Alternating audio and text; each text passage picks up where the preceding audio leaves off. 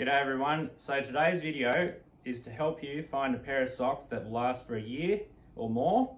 So I'll run through a couple of things. First one, pretty obvious but really important, is getting the shoe size right. If it's a bit too short, you'll find that the heel goes underneath. You'll wear that and you'll put too much pressure on the front. The next one we look at is the actual thickness.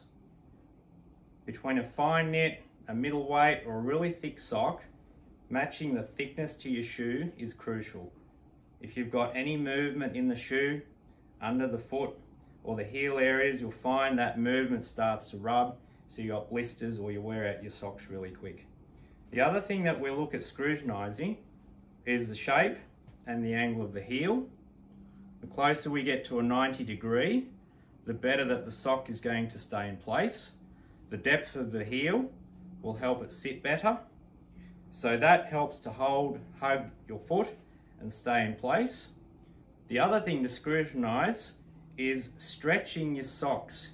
You'll find that socks that reduce the wool or the cotton content, they increase the synthetic, the socks stretch more, so now you move around a lot more.